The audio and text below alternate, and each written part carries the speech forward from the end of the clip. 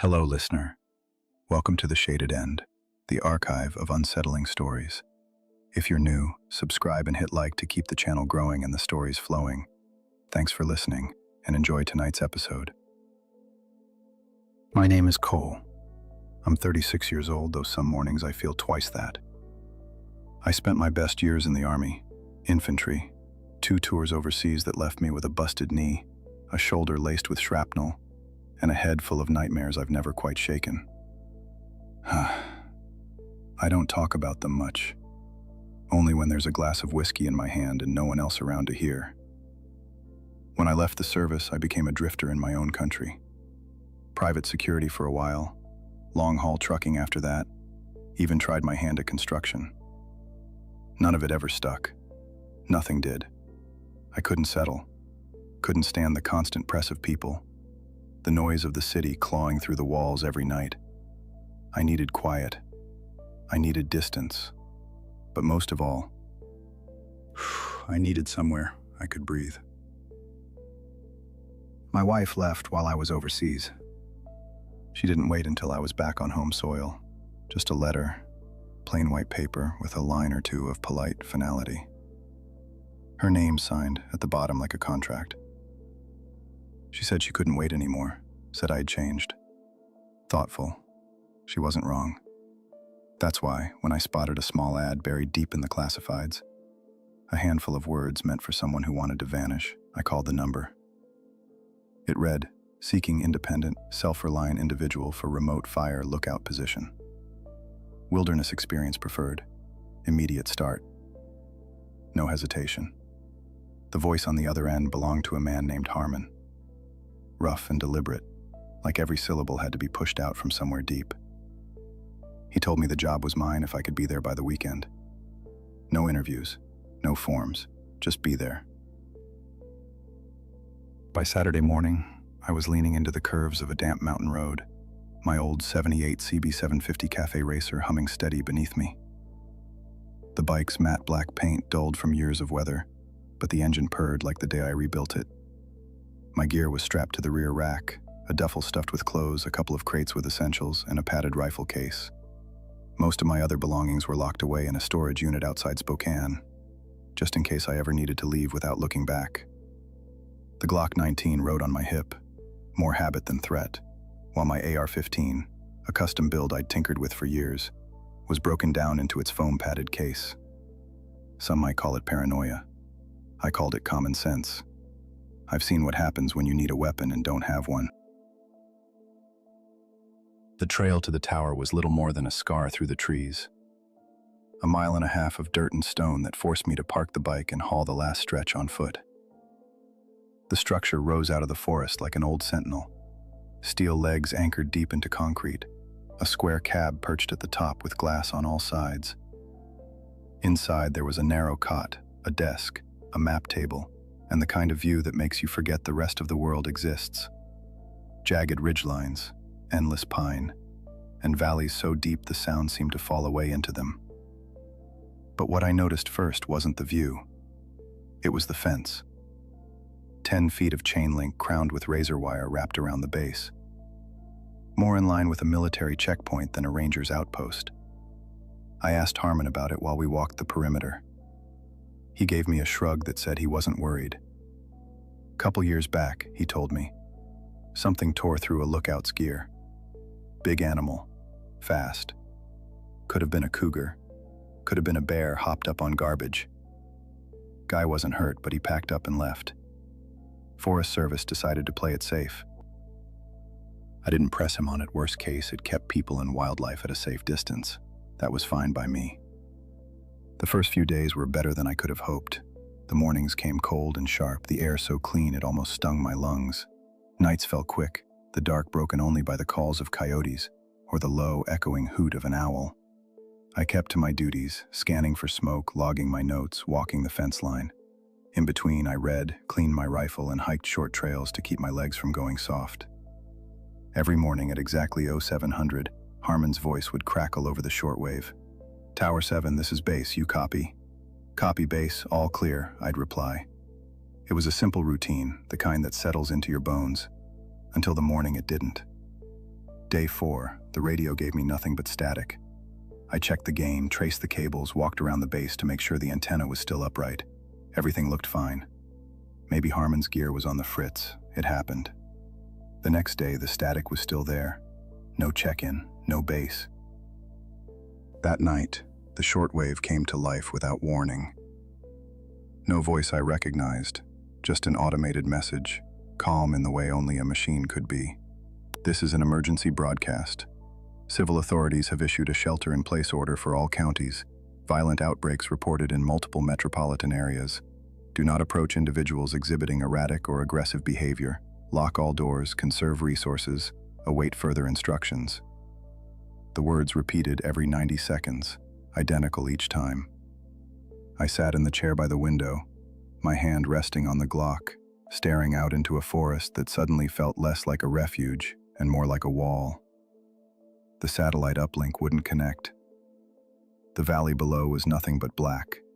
No porch lights, no headlights crawling the roads, not even the faint orange glow from town.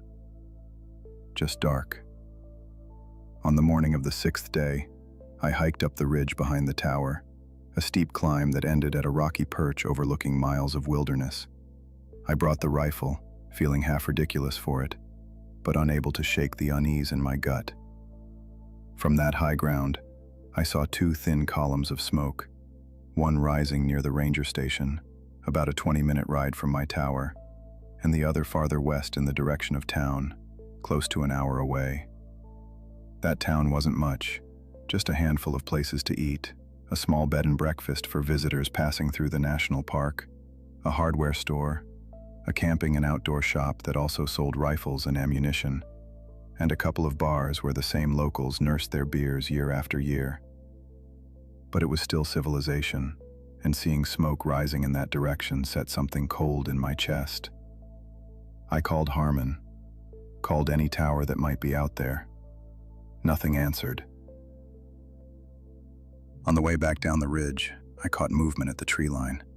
My pulse jumped, but it was just a deer. Its antlers wide and sharp, the animal pausing to watch me from the shadows before bolting into the brush with a crack of branches. I stood there a moment, rifle loose in my grip, trying to calm the surge of nerves. That night, I didn't bother trying to sleep. I sat in the corner with my back to the wall, the AR across my lap, listening to every whisper and groan the tower made as the wind slid through the pines. The forest no longer felt like forest. It felt like the calm before something I couldn't yet name. The morning of the 7th day was supposed to be routine. Once every week, Harmon or one of the rangers would haul up a fresh load of supplies, canned food, fuel, maybe a few odds and ends I had requested. That morning came and went with nothing. No check-in over the radio, no engine grumbling its way up the trail, no knock at the tower door, just silence. That was when I knew something was wrong. And that was the moment I decided to go down to the station myself. The night before, Harmon had given me one last update over the radio. His voice was tired, strained, and carrying an edge I hadn't heard before. He said things were falling apart fast in the city. People were dying, then waking back up, violent and relentless, attacking anyone they came across. Police had abandoned whole districts. Hospitals were overrun. Closer to home, our nearby town had seen fires, riots, and rumors of the same impossible thing, dead neighbors clawing their way back to their feet. Harmon told me to stay put, said he'd try to reach me again, but the way his voice shook told me even he didn't believe in that plan. That was the last I heard from him.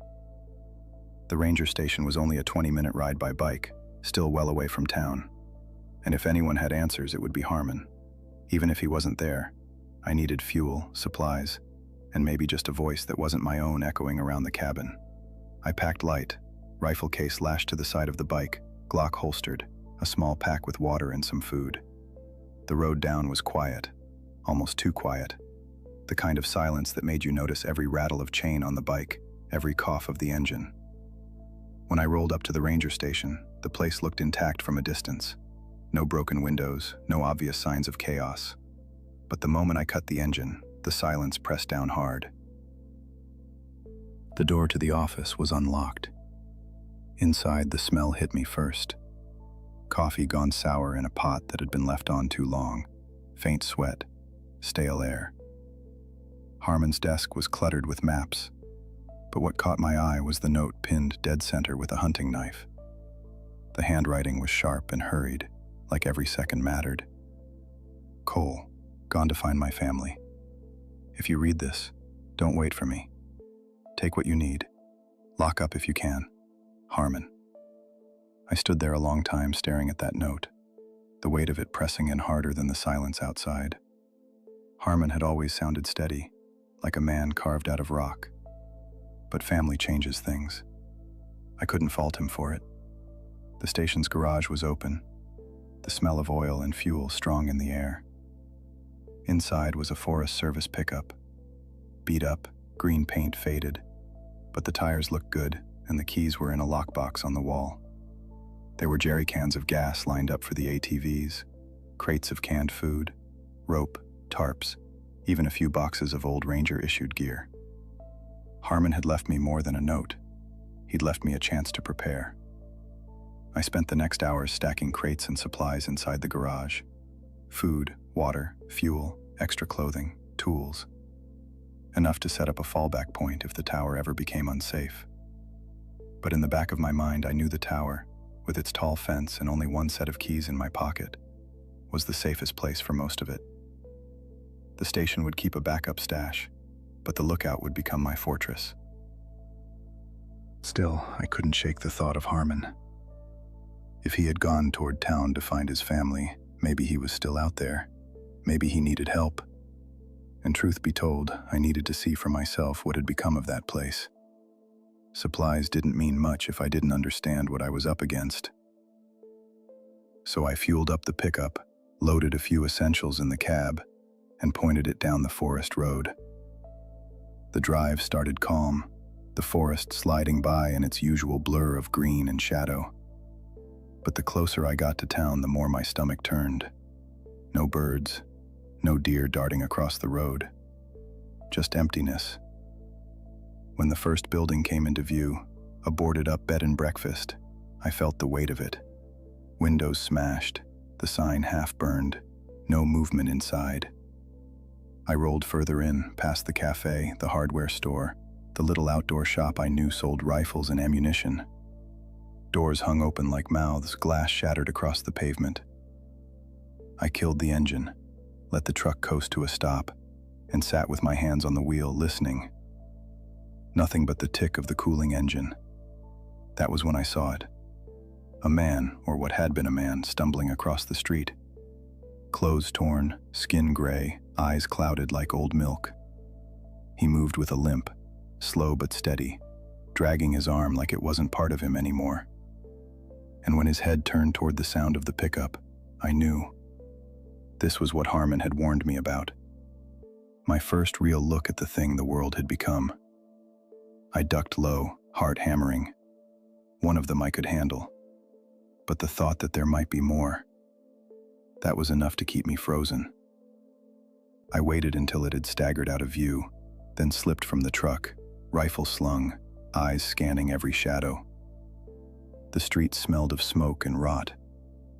Somewhere far off, glass shattered, the sound carried down empty blocks. I didn't go straight for the center of town. Instead, I worked the edges, sticking close to cover, ducking in and out of alleys. The hardware store was my first target. The front had been smashed, but inside, shelves still carried more than I expected. Hammers, nails, rope, tarps, propane canisters. I filled a duffel as fast as I could, every sound of something falling making me flinch. When I heard a groan outside, low and guttural, I froze behind the counter, finger resting on the trigger. The sound passed. My pulse didn't. Next was the outdoor shop. The front had been picked at, but most of the guns were still on the rack. Maybe people didn't think of this place when panic hit.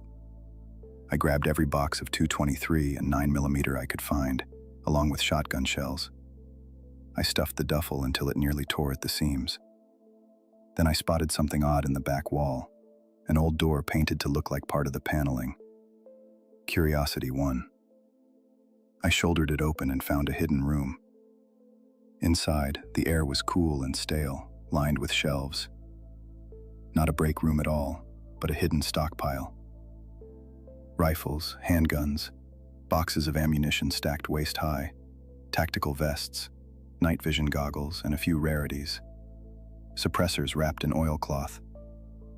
I took silencers for the Glock, the AR, and one for a sniper rifle that sat in its own padded case. A precision weapon with glass so clean it looked new.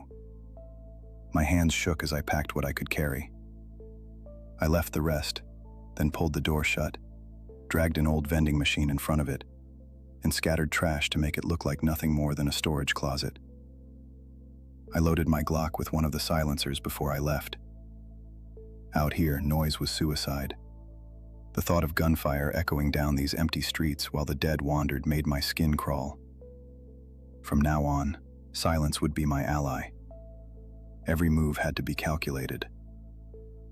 I parked the truck just outside town, in an alley, so I wouldn't be trapped if things turned. Each trip back, I stacked the gear carefully, silent as I could, eyes darting for any sign of movement. Twice I spotted them in the distance, figures limping, staggering, some dragging themselves along the pavement. Never fast, but always moving, always searching. By the time I finished, the truck bed was piled with supplies, food, ammo, propane, camping gear, enough to last weeks if I rationed. Still, I knew every minute longer in that place was borrowed time. On the way back to the cab, I nearly lost it. A figure stepped out from behind a burned-out sedan. Its mouth opened in a soundless groan, and two more shadows shifted behind it. My heart kicked so hard I thought it would split my chest. I eased the Glock up, the suppressor dark and heavy, ready to fire if they came closer. But luck was with me. They drifted away, slow and unaware, and I slipped down an alley, circling wide until I was back at the truck. This time, I drove straight back to the tower. The ranger station got a smaller stash, enough for a fallback, but the lookout was where I'd sleep. The fence, the locks, the high ground. This was where I'd make my stand. I hauled crate after crate up the tower stairs until the floor was stacked with food, weapons, and ammunition. My little fortress above the trees. That night, sitting in the cab of the tower, the silencers and sniper rifle laid out on the table, I should have felt relief. But all I could hear was the shuffle of feet on cracked pavement, the empty groan of something that had once been human, and Harmon's voice echoing in my head. People dying, then standing back up. Supplies meant survival, but survival didn't feel the same anymore. For the first time since it all began, I wondered if the tower would ever feel safe again. By the time I had finished stacking supplies in the tower, dawn was breaking. The forest below looked calm, but I knew better. My mind kept circling back to Harmon. The note at the station had been clear. He went after his family. If they had made it into town, then they were in the middle of hell. I couldn't just sit on a pile of food and ammo while Harmon and his kids were out there trying to survive. Military training doesn't just go away. It sits in your bones and waits for a reason to wake back up. And now, I had mine. The next morning, I rode down to the ranger station to dig for any kind of lead. His maps were still spread across the desk, circles drawn in pencil around the east side of town. I guess that's where his family lived. I folded the map, grabbed a few more supplies, and loaded the truck again. This time I wasn't scavenging. I was hunting. The town was worse than before. Smoke still rose from rooftops. Car alarms wailed in the distance, stuck in a loop of chaos. And the dead, more of them now, wandered the streets in slow patrols. I kept low, moving alley to alley with the silence Glock at the ready. It wasn't the dead that spotted me first. It was the living. Gunfire cracked from a hardware store across the square, bullets sparking off metal a few feet from me. Looters. Desperate, ragged men, armed with pistols and hunting rifles. I returned fire with the AR, the suppressor keeping my shots muted. My rounds found their marks. 2 down before they realized I wasn't prey. The others scattered, shouting threats they couldn't back up. The noise drew a few